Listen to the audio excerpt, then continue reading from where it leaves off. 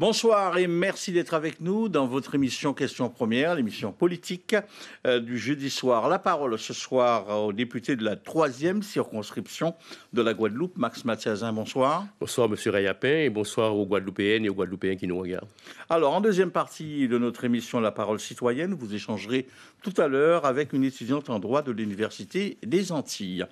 Alors, d'abord une réaction sur l'actualité, monsieur le député, la mobilisation dans l'éducation nationale, les enseignants qui refusent la suppression de postes, 89 prévus pour la prochaine rentrée, rien qu'en Guadeloupe. Ce soir, vous êtes de leur côté ? Depuis quelques années, vous savez, des postes sont supprimés en Guadeloupe. Et de manière extrêmement mécanique, puisqu'on nous dit, comme il y a le nombre d'élèves diminue, donc on diminue les postes aussi. Or, que constatons-nous ? Et c'est aussi ce que disent les syndicats d'enseignants, les associations de parents d'élèves. Nous avons un taux d'illettrisme en Guadeloupe qui est de 16% de la population. Ça veut dire qu'il y a beaucoup d'enfants qui connaissent la scolarité et qui quittent l'école sans avoir appris à lire, à écrire et peut-être même à compter. Je me rappelle qu'en 2000, on avait décidé de supprimer, enfin en tout cas le ministère et le rectorat avaient décidé de supprimer 87 postes. Et à ce moment-là, je me rappelle que j'étais à cette initiative où les députés, les sénateurs, les politiques de la Guadeloupe, principalement députés et sénateurs, s'étaient réunis et nous avions fait en sorte de rencontrer, à l'époque c'était M. Mostafa Foura qui était recteur, et nous avons fait en sorte d'aller jusqu'au ministre puisque nous avons constaté que le recteur n'avait pas les coudées franches, n'avait pas le pouvoir là-dessus. Et nous avions rencontré M. Blanquer, député et sénateur de la Guadeloupe, et nous avons fait en sorte que ces postes soient conservés. C'est possible de mener la même démarche aujourd'hui ? Mais demain, nous avons une réunion qui se tiendra à la région, et à la Cité des Métiers pour être exact, et au Rézé, et à laquelle participeront sans doute non seulement les députés, je sais que 2 de nos députés ne sont pas en Guadeloupe, mais il y aura Olivier Servaille, moi-même, il y aura probablement le président de région ou son représentant, il y aura un représentant du département. Je crois qu'il faut qu'on se mette tous ensemble, parce qu'à l'époque, nous avions réussi non seulement à obtenir le gain, enfin la conservation de ces 87 postes, mais par ailleurs, nous avions rédigé un rapport sur la question de l'enseignement en Guadeloupe. Mais pour autant, conserver les postes, si nous gardons la même structuration, la même organisation, le même système, s'il n'y a pas une réflexion qui se mène pour peut-être adapter beaucoup plus l'enseignement à notre milieu géographique, culturel, et au fait que beaucoup de nos enfants, par exemple, tout simplement, sont créolophones. Donc, je pense que nous avons aussi beaucoup d'enfants étrangers qui sont... Est-ce que vous êtes suffisamment, vous personnellement, mais aussi les autres parlementaires guadeloupéens, vous êtes suffisamment écoutés par ce gouvernement de François Bayrou ? Je crois que nous sommes... Vous le connaissez bien, vous avez fait partie de son groupe. Nous avons mis beaucoup d'années pour pouvoir nous faire entendre, et ce n'était pas vain. Et vous savez très bien que nous arrivons à nous faire entendre. D'ailleurs, si Valls vient en Guadeloupe et reste si longtemps, puisqu'il est resté quasiment 3 jours en visite, et qu'il a voulu découvrir, c'est parce que nous arrivons à faire entendre notre voix. Il n'y a pas si longtemps, j'étais à la tribune de l'Assemblée nationale sur la question de la vie chère. J'ai fait un discours, d'ailleurs, un discours libre, un discours que les Guadeloupéens ont entendu, mais qui disait une vérité. Et je pense qu'aujourd'hui, la démarche initiée par Valls découle précisément. Alors on y reviendra tout à l'heure. On y reviendra, découle précisément. J'allais vous poser la question. Renforcement des mathématiques, c'est une loi du gouvernement, traduite par exemple à Pointe-Noire, par justement la suppression d'un poste de professeur de mathématiques. Mais oui, vous voyez l'aberration. C'est une aberration. J'ai entendu tout à l'heure une directrice d'école qui disait qu'on lui supprime 3 postes pour la rentrée. Comment elle va faire ? Amélie Fangarol. Par conséquent, je ne sais pas ce que ça peut donner, mais je sais qu'on était unis. Et je sais que lorsque nous sommes unis, nous les élus guadeloupéens, en tout cas députés, sénateurs, et pourquoi pas les autorités du conseil régional, du conseil général et les autres, il faut que nous soyons unis aux côtés. Donc je réponds à votre question initiale. Il faut que nous soyons unis aux côtés des enseignants et des parents d'élèves qui aujourd'hui sont sur les piquets de grève. Alors, pendant qu'on y est, l'école est traversée aussi par des problèmes de harcèlement à l'intérieur. Il y a des lois, le gouvernement même sous Gabriel Attal avait voté des lois. Il y a aussi le problème de la violence autour des établissements scolaires. Je sais que vous intervenez souvent sur ces dossiers. Aujourd'hui, où en est-on? Est-ce que vous avez le sentiment que les choses pourraient s'améliorer dans les prochains mois? Je ne sais pas, mais nous ferons tout. Il faut qu'on dénonce cette espèce d'insuffisance de moyens. Parce que l'État nous dit tout le temps, bon, on met des moyens pour combattre la violence, la délinquance. L'ancien ministre de l'Intérieur, M. Darmanin, est venu en Guadeloupe, il a fait des opérations coup de poing. On est allé même voir la mise en place d'une opération coup de poing, notamment en Pointe-à-Pitre. Mais nous savons aussi que ça ne suffit pas. Il manque, par exemple, 2 escadrons de gendarmerie, par exemple. Il manque des policiers. Et donc, il manque des moyens. Il leur manque... par exemple, aussi du matériel comme des véhicules. Par conséquent, je crois qu'il faut... des moyens pour la surveillance du territoire aussi. Du territoire aussi. Contre les narcotrafics. Voilà. Parce que quand vous pensez que nous n'avons pas de radar, on nous dit que ça coûte trop cher pour la Guadeloupe. Quand vous pensez que nous n'avons pas un drone c'est 150 000 €, c'est un drone spécial. Et j'ai ouï dire qu'il y avait le scanner. Quand est-ce qu'il va rentrer en fonction? On dit qu'il est déjà là. Par conséquent, si la France a tant de kilomètres de côte avec ses îles et veut rayonner dans 3 océans, faut-il encore qu'elle y mette les moyens? Voilà. Alors, on revient sur Manuel Valls. Alors, il était en Guadeloupe le week-end dernier. Que retenez-vous déjà? On va l'écouter tout à l'heure, mais que retenez-vous déjà? Il manifeste une volonté d'aller plus loin, selon vous. Vous croyez en lui? Au départ, je vous dis que j'étais même hostile, et pas seulement moi, mais l'ensemble des députés, quasiment l'ensemble des députés ultramarins à la nomination de Manuel Valls, dont nous connaissons un peu la trajectoire, si je puis dire. Par conséquent, nous étions hostiles. Mais en audition, puisque nous l'avons auditionné plus d'une fois, en commission des affaires économiques, lors de la présentation du budget des Outre-mer, et j'ai constaté, enfin, à mon avis, je lui donne, disons que je lui laisse le bénéfice du doute. Oui. Et c'est la raison pour laquelle, lorsqu'il est venu en Guadeloupe, pour assez longtemps, j'ai choisi les séquences, mais j'ai choisi sciemment d'aller l'écouter partout où il prenait la parole, parce que c'est le rôle du député, c'est le rôle d'un député de la nation, d'un parlementaire, qui est d'être en dialogue permanent avec le gouvernement. Alors j'ai entendu ses propositions. Justement, on va l'écouter, Max Massazin. Il était l'invité de notre journal de 19h30 dimanche avec Ludivine Guillaume-Léoulac, mais il s'est montré très pragmatique mais vis-à-vis des élus guadeloupéens notamment. L'écoutez, vous réagirez juste après.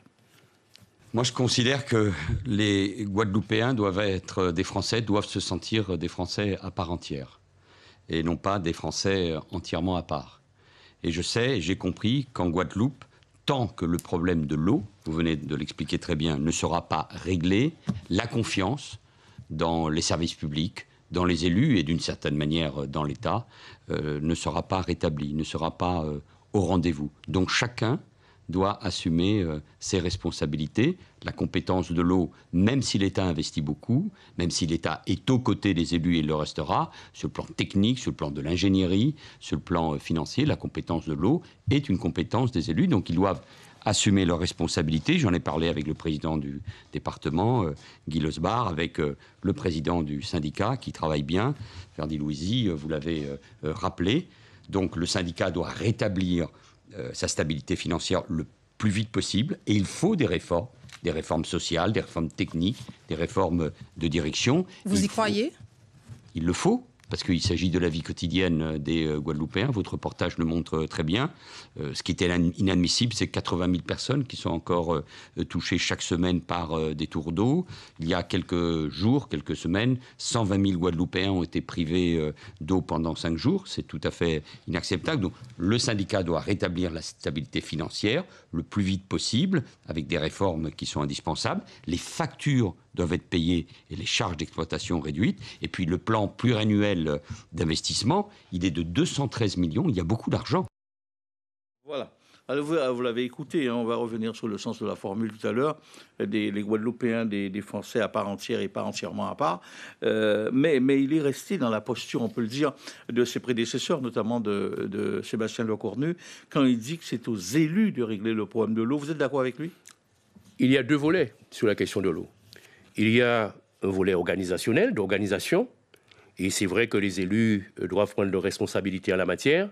Il y a un nouveau président du SMGEAG qui, à mon avis, s'investit profondément sur la question et sérieusement. Je parle de M. Louisi, maire de Goyave. Mais il y a aussi la responsabilité de l'État. La responsabilité de l'État, c'est-à-dire que l'État a voulu à tout prix qu'il y ait un organisme unique. Et c'était M. Gustin. Et je fais partie de ceux qui étaient sceptiques sur la question de l'organisme unique pour l'eau. On n'a pas voulu laisser ADR, par exemple, où ça fonctionne bien, ou Sainte-Rose, ou d'autres communes où ça fonctionnait plus ou moins bien. Cap Excellence. Oui. Je crois que l'État nous a fait des promesses en matière de financement. Il faut que l'État continue, puisse accompagner. Je crois que M. Valls, là, sur cette phrase, c'est pour ça que je l'ai suivi, pas à pas. Il essaie de noyer le poisson dans cette interview en disant aux Guadeloupéens, la responsabilité, ce sont vos élus. Mais en réalité, la responsabilité est partagée, puisqu'on sait très bien que cette multinationale qui a géré l'eau avant est partie quand ils ont quitté la question de l'eau en Guadeloupe, en laissant une pagaille extraordinaire. Moi, j'avais fait une proposition quand j'étais candidat aux élections régionales. J'avais dit qu'il fallait que nous ayons un financement unique, une fois pour toutes, je vous en souvenez, pour l'eau, par un emprunt. Aujourd'hui, c'est encore possible ou pas? Oui, c'est possible, à condition que l'État, précisément, prenne ses responsabilités aussi et ne se dédouane pas sur la question de l'eau. Je crois que M. Valls botte en touche. Et l'eau est un droit fondamental, la question de la distribution de l'eau à une population. L'État, ce qu'il ne dit pas, c'est que l'Europe a condamné l'État français sur ce problème-là, notamment pour la Guadeloupe. Alors, il y a certaines voix qui se sont élevées après le voyage de M. Valls ici pour dire que nos élus n'ont pas exigé, ils ont quémandé. Qu'est-ce que ça vous inspire? Oh, ça me fait rigoler, vous savez. Tous ceux qui ne sont pas en responsabilité ou qui aspirent peut-être à l'être, pensent qu'ils vont tout obtenir lorsqu'ils seront, si d'aventure la population leur faisait cet honneur de leur donner cette responsabilité. Nous exigeons, nous demandons, nous exigeons, nous dialoguons et on nous entend. Et par exemple, souvenez-vous-en, ils avaient décidé de diminuer le budget des Outre-mer de 400 millions d'euros. Et vous savez que nous avons mené bataille là-dessus. Et nous avons obtenu que ce budget soit augmenté de 400 millions dans un contexte extrêmement difficile. Sur le POSEI, par exemple, pour l'agriculture, il y avait un reliquat de 10 millions d'euros. Par un amendement que j'ai présenté par les interventions, nous avons réussi à faire en sorte que ce reliquat ne soit pas dévolu uniquement à la canne et à la banane, mais que sur ces 10 millions, 4 millions soient dévolus à la diversification agricole. Alors, par conséquent, Non, mais ça me fait rigoler parce que il y a des gens qui disent, voilà, nous avons aujourd'hui un grand sursaut guadeloupéen. Je vous rappelle que nous avions déjà ce nom. Il y avait déjà un mouvement par le passé qui s'appelait le sursaut guadeloupéen. Donc ce n'est pas comme quelque chose de profondément nouveau. Ce que je dis, c'est que c'est le rassemblement de tous les Guadeloupéens, la force des Guadeloupéens, le vouloir des Guadeloupéens et par l'abnégation et l'investissement des Guadeloupéens que nous allons pouvoir faire évoluer la Guadeloupe. Alors, sur cette question, tout de même, quand vous écoutez la réponse des ministres qui répondent à vos questions à l'Assemblée nationale, quand on regarde les ministres qui passent ici, le gouvernement, le Premier ministre, le traitement de l'outre-mer, on peut dire quand même qu'aujourd'hui, c'est fini l'État rationnel. C'est l'État rationnel fini l'État-providence quand même. Tout de même, il faut l'admettre. Non, moi, je n'ai jamais pensé, je n'ai jamais aimé ce terme État-providence. Je suis un économiste de formation. Ce qui m'intéresse, c'est la répartition. La répartition de la valeur ajoutée ou la répartition des revenus ou des richesses au sein d'une société. Et c'est ce à quoi je suis extrêmement attentif. Moi, je me bats pour une meilleure prise en compte des inégalités avec lesquelles, et des retards structurels, des handicaps structurels avec lesquels nous sommes rentrés, je ne parle même pas d'avant, mais je parle de 1946. Oui. En 1946, 79 ans. Voilà, nous sommes devenus départements avec des retards structurels, avec des déséquilibres qui n'ont jamais été comblés. Et moi, je me bats pour cette justice-là. Je me bats pour cette égalité. Et si M. Valls parle justement de français à part entière ou entièrement à part, c'est une formule que nous connaissons déjà, mais je vais faire en sorte, justement, je suis là pour faire en sorte, pour être là, être attentif, être, si vous voulez, celui qui va, non pas demander, mais précisément exiger que nous soyons simplement traiter avec égalité et équité. Alors, vous êtes député de la 3e circonscription, Max Mathiasin, également désien. Il y a 2 dossiers qui concernent Deshaies. C'est d'abord l'actualité d'hier, par exemple, Fort-Royal. Vous avez suivi ce blocage hier. Quelle est votre position sur ce dossier? Est-ce que le collectif mobile, d'intervention mobile, a raison? J'étais ce matin, après une intervention que j'ai faite dans un lycée pour des jeunes étudiants, enfin, de terminale, et de classe de prépa, je suis allé à la rencontre des personnes du collectif. Moi, vous savez, moi j'étais directeur, vous vous en souvenez, directeur régional du tourisme et de l'environnement. Et lorsque M. Proto, parce que j'en reviens à l'esprit de Félix Proto, lorsqu'il avait fait l'acquisition de cet hôtel, il avait un esprit guadeloupéen. Il avait maintenu le personnel pendant 4 ans en formation. La région a investi à l'époque énormément d'argent dans cet hôtel. Par conséquent, moi, ce qui me gêne énormément, c'est... c'est un gâchis aujourd'hui, vous dites? Je ne dis pas que c'est un gâchis, mais il faut que ce soit plus clair. Par exemple, ce qui me gêne énormément, c'est que M. Langlais nous dise, par exemple, que si les Guadeloupéens ne travaillent pas dans cet hôtel, s'il y a des Suédois, c'est parce qu'ils ne sont pas bilingues. Or, nous avons une école hôtelière, oui, un lycée hôtelier. Par conséquent, aujourd'hui, j'ai décidé d'aller à leur rencontre et de faire en sorte que les Guadeloupéens aient une compréhension de ce dossier. Et surtout, je vais dès demain saisir par courrier le proviseur du lycée hôtelier pour lui demander si effectivement M. Langlais, enfin l'hôtel Resort, etc., a pris contact avec lui pour l'embauche éventuelle de jeunes Guadeloupéens. Autre actualité, c'est la carrière de Deshaies. Quelle solution? Alors, l'entreprise est fermée, on le sait aujourd'hui. Faut-il rouvrir l'entreprise et l'exploitation à la demande des entrepreneurs du BTP? Quelle est votre position? Il faut protéger aussi en même temps la population. Il faut protéger la population et ça fait longtemps qu'on essaie de protéger la population. Vous savez que il y a des années où la carrière faisait exploser les rochers sans précaution, sans respect des normes. Et les maisons autour étaient fissurées, des Déhésiens étaient fissurées à 1 kilomètre à la ronde. Et à ce moment-là, il a fallu les rappeler à l'ordre pour leur dire mais il y a des normes selon lesquelles on peut procéder à des explosions. Aujourd'hui, on se demande si ce n'est pas tout cela qui avait fragilisé l'ensemble. En tout cas, je suis très attentif à ce qui se passe. Cette carrière, ces roches qui sont à Deshaies, datent de 10 millions d'années. Ce sont les seuls peut-être de la Caraïbe de cette qualité. Alors, bien sûr, je suis attentif au travail, à ceux qui y travaillent, aux bâtiments en Guadeloupe, aux entrepreneurs en bâtiment qui ont besoin de ce granulat. L'affaire est entre les mains de la justice, il faut aller vite.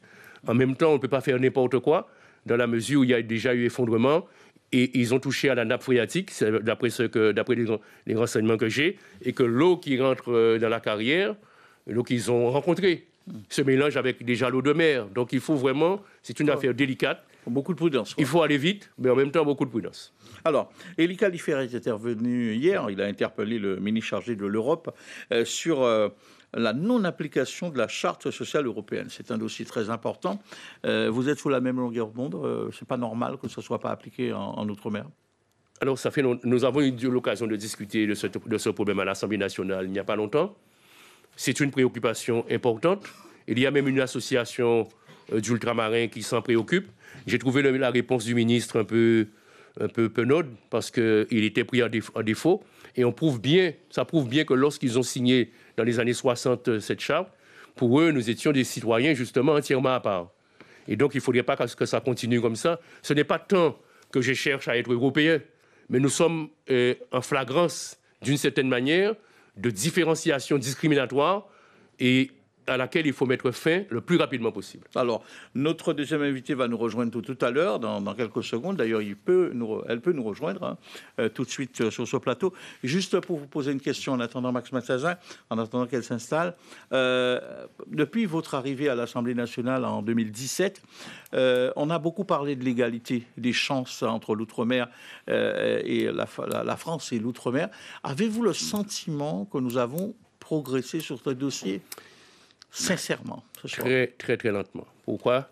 Parce qu'il a fallu, de 2017, pendant les premières années, mener une bataille homérique avec abnégation pour nous faire entendre. Moi, j'ai eu le sentiment, quand je suis arrivé là, que les Guadeloupéens, bien sûr, nous regardaient, mais en même temps, nous n'étions pas compris, nous n'étions pas entendus, au sens où on ne veut pas vous entendre. Et il a fallu gueuler et regueuler encore et taper du poing sur la table. Aujourd'hui, nous sommes mieux entendus.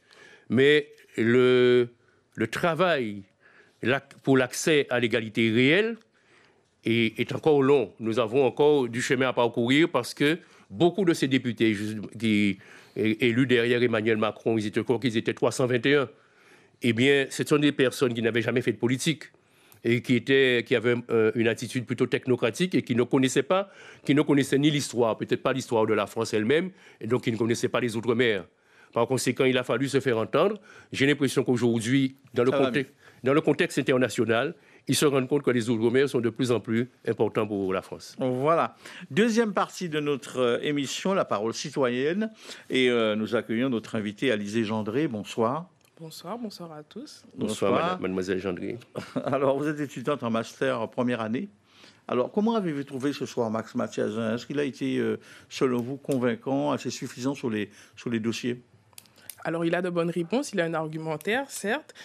On connaît les réponses, c'est-à-dire que les arguments qui ont été avancés, on les a peut-être déjà entendus. On reconnaît aussi qu'il a un beau passé de parlementaire, c'est-à-dire qu'il n'est pas là depuis hier, il ne vient pas d'arriver. Il connaît les dossiers, ça se voit, on reconnaît qu'il connaît les dossiers. Après, il y a encore, selon moi, un constat qui reste à faire de ce qu'il en est aujourd'hui et de ce qu'il reste à faire. D'accord. Mais dans sa stratégie, il aborde bien les préoccupations, selon vous? Oui. En fait, c'est-à-dire que les débats sont déjà menés, les arguments sont avancés. Après, encore une fois, on n'a pas encore trouvé de solution. Si on avait trouvé de solution, on ne serait pas là, on n'en parlerait plus. Et les questions quant à l'éducation, les questions quant à notre environnement en soi, j'ai entendu qu'il a parlé de restructuration. C'est important. Je le pense aussi, c'est-à-dire que la suppression de postes, c'est une thématique qu'on revoit chaque année. Chaque année, il y a des grèves pour la même raison. Au bout d'un moment, s'il y a restructuration, il faudrait peut-être qu'on se penche réellement sur la restructuration, sous quel format. Et effectivement, je pense aussi qu'on doit prendre en compte nos contraintes sur le territoire pour cette restructuration. Allez, maintenant vous allez pouvoir lui poser directement vos questions que vous avez préparées. Vous avez pris des notes, j'ai vu tout à l'heure. Donc allez-y, je vous livre le député Mathias. C'est gentil, merci. Alors premièrement, je me présente, Alizée Gendré, étudiante en master 1 droit public, comme l'a fait M. Rayapin. J'aurais une première question pour vous. Au vu de la scission qui a eu lieu pour l'Université des Antilles avec la loi de 2015, j'ai vu que vous avez participé en tant que rapporteur. C'est-à-dire que votre rôle a été de faire une place au pôle Guadeloupe pour l'Université des Antilles. J'aimerais maintenant connaître, en tant que rapporteur pour avis, vous avez été aux côtés d'une ancienne députée martiniquaise. Vous avez sur à cœur de soutenir le lieu de recherche de formation de l'Université des Antilles. Quelle est votre vision actuellement, parce que je parlais de constat, de l'évolution qu'a fait l'Université des Antilles depuis, et qu'est-ce que vous verriez pour l'enseignement supérieur? Oui. Alors, les choses ont avancé, quoi. En gros, c'est ça. Elles ont avancé, je vous assure, mais je voulais le constat. Oui, alors, je me souviens de ce dossier, très rapidement, où nous étions, où le professeur Jean-Qui, qui était président de l'université, nous dit, voilà, la Martinique trouve que la Guadeloupe se taille la part du lion en ce qui concerne les moyens, et que la Martinique voulait aller à une rupture. Et à ce moment-là, les choses étaient un peu, je dirais, c'était chaud. Et nous avons trouvé l'idée de mettre en place cette commission, où moi j'étais l'un des rapporteurs. Il y avait également une députée martiniquaise. Et il faut dire aussi qu'il y avait une députée de l'Hexagone. Donc, et nous sommes arrivés à la conclusion que la Guadeloupe n'avait pas des moyens indus. Tous les moyens que la Guadeloupe avait, c'était des moyens qui lui étaient dus, compte tenu des enseignements, des locaux, enfin, etc. En tout cas, selon une clé de répartition qui était tout à fait juste. La deuxième chose, c'est que nous avons évité la scission. Pourquoi? Parce que s'il y avait eu scission, nous serions à des universités, chacun de notre côté, minuscules. Et plus c'est petit, moins vous avez des moyens en termes universitaires. Moi, ce que je trouve aujourd'hui, c'est que, premièrement, il y a, peut-être que je le vois un peu trop de l'extérieur, mais il y a des jeunes professeurs guadeloupéens qui arrivent, qui font des choses, qui font de la recherche. Ça prouve qu'ils font des travaux scientifiques. Et ça, c'est très important. Je pense au professeur Chico, mais je pense au professeur Morin. Et Matoua Parsad, voilà, qui est quelqu'un que j'aime beaucoup. Donc, il y a une émulation. Premièrement, ça, c'est ça. Deuxièmement, je sens que l'université est moins ésotérique, moins fermée, mais s'ouvre plus vers l'extérieur. Et ça, c'est très important, à la fois par le dynamisme de ses professeurs, les élèves qui s'intéressent de plus en plus. Et l'université reflète justement, peut-être que c'est une frange, ceux qui sont à l'université, mais on sent qu'il y a un véritable vouloir aller plus loin, connaître, non seulement connaître, mais dans tous les domaines de la part de nos jeunes. Et je sens aussi qu'on se sert de l'université de plus en plus pour s'ouvrir vers le monde, vers l'extérieur. Une autre question ? J'aimerais oui, allez-y. Est-ce que du coup c'est une vision que vous partagez? Est-ce que la politique de l'Université des Antilles actuelle répondait à la mission que vous avez voulu insuffler lorsque vous avez participé? Je sens que c'est de plus en plus... Alors, ma préoccupation aujourd'hui, je ne dirais pas qu'elle est satisfaite, mais ma préoccupation est sur une bonne voie. Et moi-même qui ai été élève d'université, puisque je tire mon savoir de l'université, et je me dis, c'est ça l'université, c'est le partage du savoir, c'est le rayonnement. Depuis la création de l'université, ça a été ça. Et je crois qu'il faut que, bien sûr, les collectivités continuent à investir auprès de l'université, par exemple dans les domaines de la recherche, mais de la recherche appliquée, encore beaucoup plus, puisque nous avons des problématiques comme le chlordécone ou autre, et sargasse, chlordécone, mais pas se contenter uniquement de cela, et aller plus loin, faire en sorte que nous ayons l'excellence dans cette université.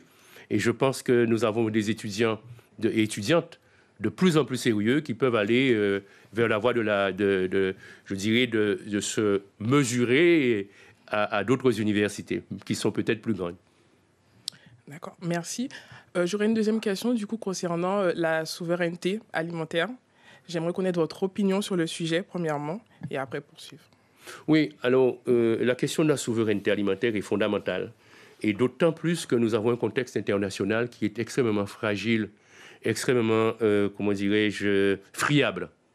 Dans ce monde multipolaire, il n'est plus bipolaire, mais multipolaire. Et nous sommes en danger aujourd'hui. Peut-être que nous ne nous en rendons pas compte, mais n'importe quoi peut survenir. Et nous ne sommes pas prêts. Je crois qu'il faut absolument que l'enseignement agricole se développe, que des terres agricoles soient mises à disposition et que tous ceux qui ont des terres aujourd'hui en Guadeloupe, par exemple, même des personnes qui ont des terres autour de leur maison, etc., qui ne sont pas mises en culture, que nous puissions arriver à faire en sorte que nous puissions cultiver pour nous, pour la consommation extérieure, mais avec toutes les fragilités qui sont les nôtres. Vous savez que nous sommes dans un climat tropical. Il y a des maladies qui peuvent nous affecter plus que dans un climat tempéré. Nous sommes en train de perdre les oranges, tout ce qui est agrumes de la Guadeloupe. Bientôt, nous n'aurons plus de citron, nous n'aurons plus d'oranges, il y a déjà plus de mandarines. Donc, il faut continuer également dans le domaine de la recherche. Et c'est en cela que l'université peut, justement, puisque vous êtes de l'université, vous êtes étudiante, c'est ainsi que l'université peut trouver son complément, son apport pour le monde agricole que nous voulons développer. J'ai l'impression que vous vous placez quand même en tant que lanceur d'alerte pour la population vis-à-vis de nos politiques agricoles. Est-ce que vous auriez peut-être un message pour nos politiques publiques, des actions qui pourraient mettre en place des actions réelles, concrètes, qui permettraient de faire avancer cette souveraineté alimentaire? Oui, il y a à deux niveaux. Le département dit qu'il est le premier propriétaire foncier, donc faire en sorte que nous soyons, que beaucoup plus de terres du département soient mises à disposition de l'agriculture. Il y a la SAFER aussi. Il y a la SAFER aussi. Alors on dit que la SAFER, bon, il faut voir, je connais le président de la SAFER, on peut l'interroger là-dessus. La deuxième chose, c'est qu'on devrait faire une grande, vous me direz que c'est encore une conférence, mais précisément l'université peut faire ça, qu'on puisse se retrouver avec les médias, etc., pour réfléchir sur ce projet agricole, puisque c'est le rôle précisément des chercheurs. Et puis nous avons la tradition. La tradition, c'est toutes ces personnes qui connaissent, qui ont l'art du jardin créole, qui est en train de disparaître. C'est l'art des mélanges, etc. Moi, je fais mon jardin tous les jours à 5 h du matin. Je me réveille et je suis peut-être l'un de ceux qui plantent le plus d'ignamadéens. Donc, oui, je vous invite, mademoiselle Gendry. Le député. Pardon? Vous êtes un peu prétentieux, là. Non, j'ai dit l'un de ceux qui plantent le plus d'ignamadéens. Vous pouvez demander autour de vous. Je vous entends parler d'économie. Rapidement, il nous reste à peu près 40 secondes. Je vais passer à la prochaine question dans ce cas. Alors, j'aimerais que vous définissiez du coup votre mission actuelle. Pas les missions que vous avez déjà menées, on a fait le constat, on a fait le bilan. Votre mission actuelle pour ce qu'il vous reste de votre mandat, afin de... 3 mots pour votre mission, la mission que vous essayez de maintenir pour la fin de votre mandat. Rapidement, 30 secondes. Hein. 30 secondes, eh bien, écoutez, la mission que j'essaie de maintenir, c'est cette mission qui consiste à faire en sorte que nous parvenions à l'égalité. Pourquoi je dis ça? Pourquoi je le dis, mademoiselle? Parce que toutes les actions que nous mènerons, où nous allons obtenir, par exemple, telle ou telle mesure, ça ne structure pas une économie. J'aimerais qu'il y ait une concordance, une connexion, une entente entre ceux qui mènent une politique économique en Guadeloupe, à tous les niveaux, une politique sociale, une politique de l'enseignement, avec notre action, nous, à l'Assemblée nationale, que ceux qui sont décideurs, qui sont exécutifs, nous nourrissent de leurs propositions pour que nous puissions les défendre, pour structurer l'économie de la Guadeloupe, pour que nous soyons plus forts. On part donc sur une meilleure communication. Voilà. Merci en tout cas, Max Mathiasen, d'avoir été notre invité. Merci à Alizé Gendré également. Pour merci, mademoiselle. La contradiction face à monsieur Mathiasen. Et je vous donne une très bonne note. Voilà. Pareillement. Voilà. Je vous souhaite une bonne soirée sur Guadeloupe la première, bien sûr.